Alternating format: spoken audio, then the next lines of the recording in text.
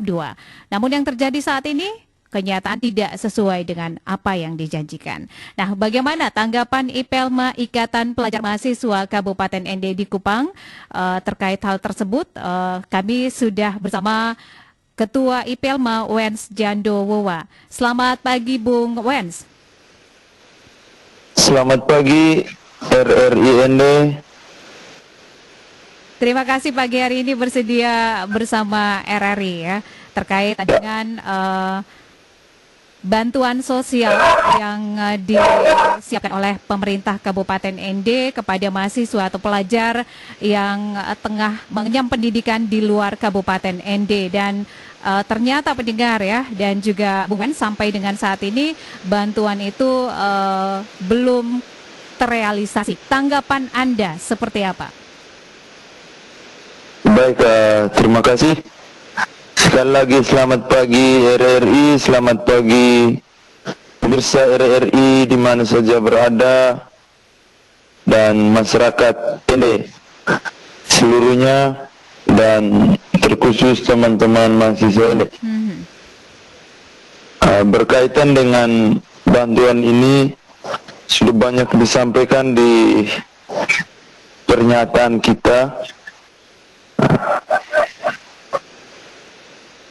Apa yang sudah disampaikan atau direncanakan atau dijanjikan oleh Pemda sendiri melalui Bupati, pernyataan-pernyataan dari Bupati, Pak Sekda ataupun dari Ibu Kadis Dinas Sosial,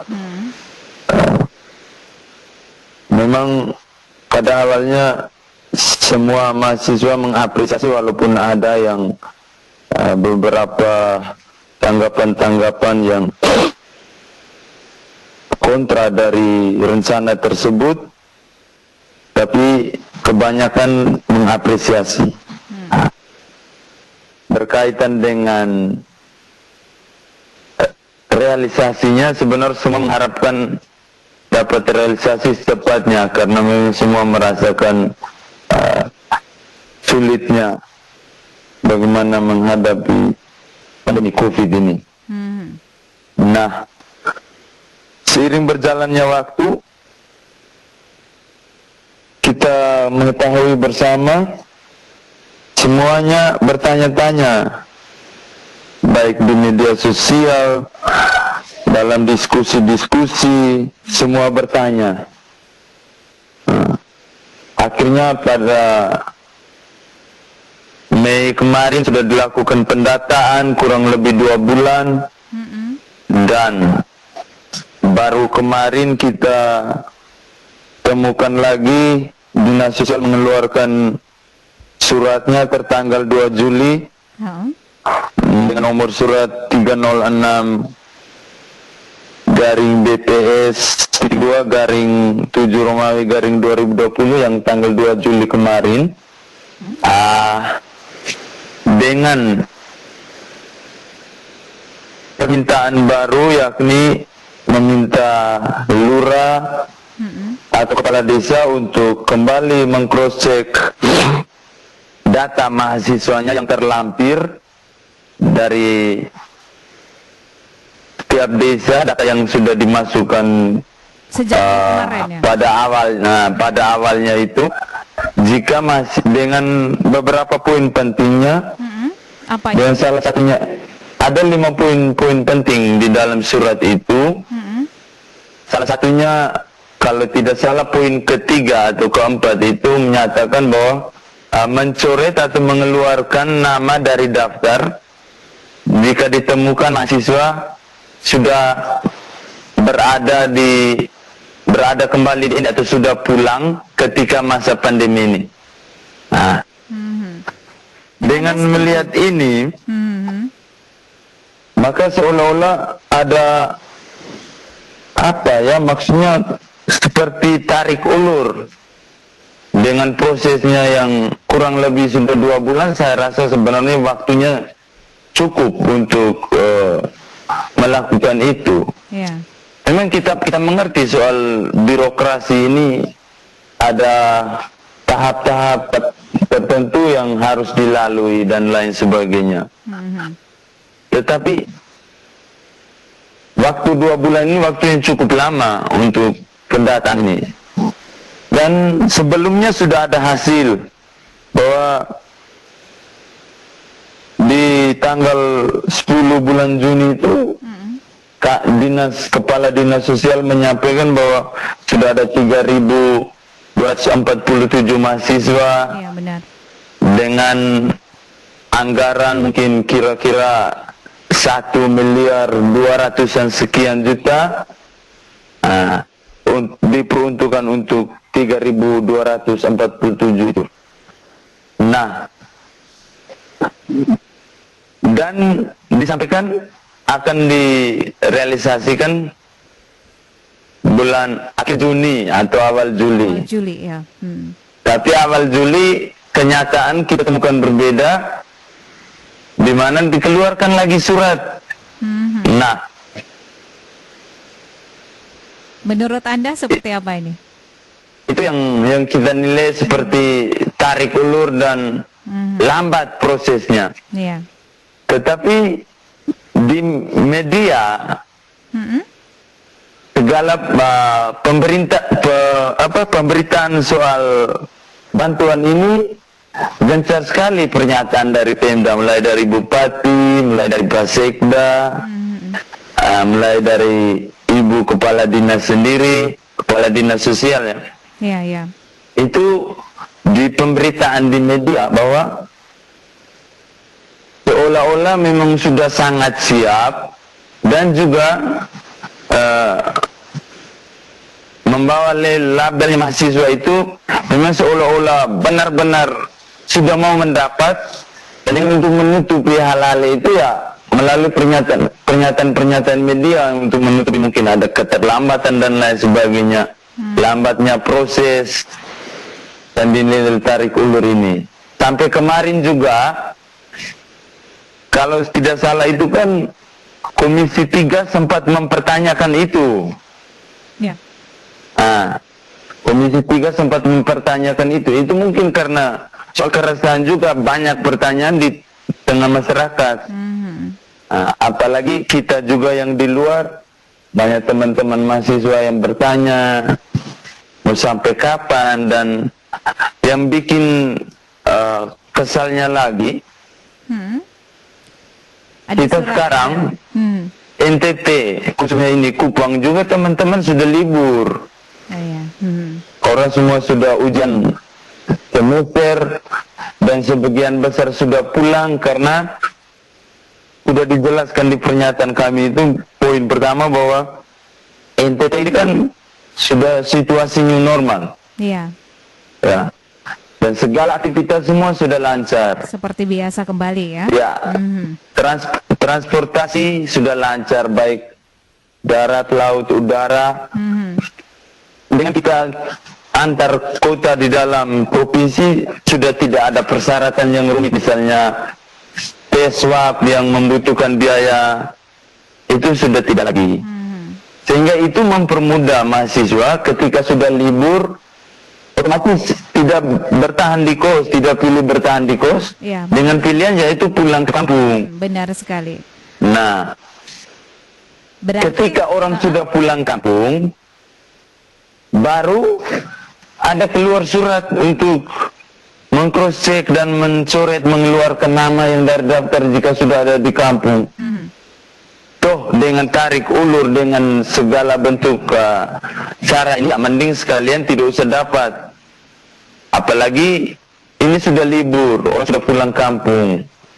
Nah, kalaupun dapat, hanya ada beberapa teman-teman, tapi semua persyaratan semua tidak ada yang tidak beres, semuanya sama. Kalau omong soal kesulitan, semuanya sulit. Baik yang sudah pulang ataupun yang masih di sini, mungkin yang nanti akan pulang, semuanya sulit. Iya, Bung Hens, ini terkait dengan 5 poin yang tertera dalam surat yang dikeluarkan oleh Dinas Sosial tanggal 2 Juli ya kepada para camat dan juga lurah di Kabupaten ND. Itu yang mana salah satu poinnya itu adalah mencoret atau mengeluarkan nama dari daftar apabila ditemukan mahasiswa yang sudah kembali ke kampung. Setujukah Anda dengan poin-poin yang tercantum dalam surat tersebut? Itu yang kita persoalkan. Nah, proses ini sudah dijelaskan kurang lebih sudah 2 bulan. Sebenarnya sudah sangat-sangat cukup untuk melakukan proses pendataan, penetapan, dan bunyi surat terakhirnya itu kan mengingat poin kelima itu, mengingat data mahasiswa-mahasiswi tersebut akan ditetapkan dalam surat keputusan Bupati ND, maka diminta bantuan saudara-saudari untuk mengirim kembali ke Dinas Sosial P3A Kabupaten ND paling lambat 13 Juli, hari Senin kemarin ya. Iya. Itu paling lambat pengirimannya. Jadi, menurut Permen sendiri, apakah bantuan ini perlu untuk diberikan atau seperti apa? Ini kan catatan paling penting kan mahasiswa tidak pernah meminta. Itu yang harus diingat. Apalagi di publik yang gencar soal mahasiswa inilah, mahasiswa itulah, komentar-komentar negatif. Itu yang harus diingat bahwa mahasiswa tidak pernah meminta. Ya, berarti kalau untuk membantu. Tetapi pernyataan itu dikeluarkan sendiri oleh Bapak Bupati ini. Jadi dengan tindak lanjutnya yaitu mendata mahasiswa. Apalagi data itu diantar oleh orang tua ke Dinas Sosial, dan waktu itu masih dengan kita masih di zona merah. Orang tua sudah urus dan segala macam. Lalu dengan poin bahwa poin ketiga yaitu mencoret atau mengeluarkan dari daftar. Nah, orang sudah libur, otomatis orang pulang kampung. Ya. Berarti menurut Anda kalaupun tidak diberikan it's okay, tidak masalah, seperti itu? Iya, tidak masalah. Kalaupun memberikan ya silakan memberikan semua. Tetapi kemarin kita minta, karena diminta untuk mencoret nama-nama dari daftar itu otomatis tidak dapat. Iya kan? Nah, kalau mencoret berarti tersisa nama-nama yang memang belum pulang kampung. Nah, kenapa sampai tunggu mahasiswa sudah libur dan mereka tahu mahasiswa sudah pulang kampung baru dikeluarkan surat itu? Dari kemarin-kemarin tidak. Apalagi Ende sudah zona hijau, entitas aktivitas sudah normal, baru dikeluarkan surat itu. Baik, Bu. Ini kan seperti ada kesengajaan. Baik, kalaupun mau maksud dari arah pembicaraan Anda, Bung Wens. Terima kasih untuk waktunya bersama RRI pagi hari ini. Mohon maaf sekali waktu kita terbatas. Selamat. Mungkin ada sedikit yang bisa disampaikan lagi. Mohon maaf waktu kami sudah sangat terbatas. Pukul 8 nanti akan ikuti Warta Berita. Terima kasih untuk kesempatannya, untuk waktunya. Selamat pagi, selamat berkarya, Bung Wens. Terima kasih RRI ND, salam semangat untuk semua masyarakat Kabupaten ND. Pendengar RRI, baru saja kita bersama Ketua Ikatan Pelajar Mahasiswa Kabupaten ND yang ada di Kupang, Bung Wens, dan saat ini tepat pukul 8 waktu Indonesia kita akan ikuti penyampaian Warta Berita dari Pro 3 Jakarta. Saat itu kantor Bapeda Jatim langsung disemprot desinfektan. Selain menjabat Kepala Bapeda Jawa Timur, Rudi Ermawan tercatat pernah menjabat atau PPDB 2020 selesai.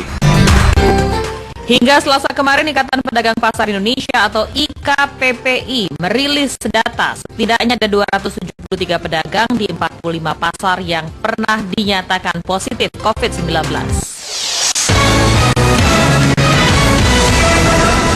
Gubernur Jawa Timur Khofifah Indar Parawansa membenarkan kabar meninggalnya Kepala Badan Perencanaan Pembangunan Daerah atau Bapeda Jawa Timur Rudi Ermawan akibat COVID-19 di RSUD Dr. Sutomo Surabaya semalam. Kami kutip dari kantor berita antara pendengar, Rudi Ermawan Yulianto sempat dinyatakan positif terinfeksi virus corona sejak Senin pekan lalu, dan sejak saat itu kantor Bapeda Jatim langsung disemprot desinfektan. Selain menjabat Kepala Bapeda Jawa Timur, Rudi Ermawan tercatat pernah menjabat Kepala Dinas Perumahan Rakyat, Kawasan Permukiman dan Cipta Karya Jawa Timur.